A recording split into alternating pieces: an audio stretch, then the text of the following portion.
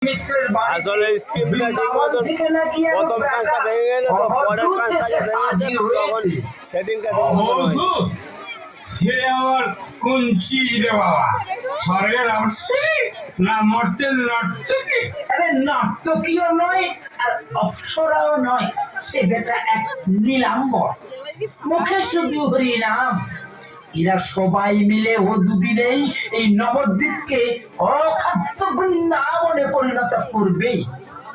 হিন্দু ধর্মও যাবে আর মুসলমান ধর্মও যাবে।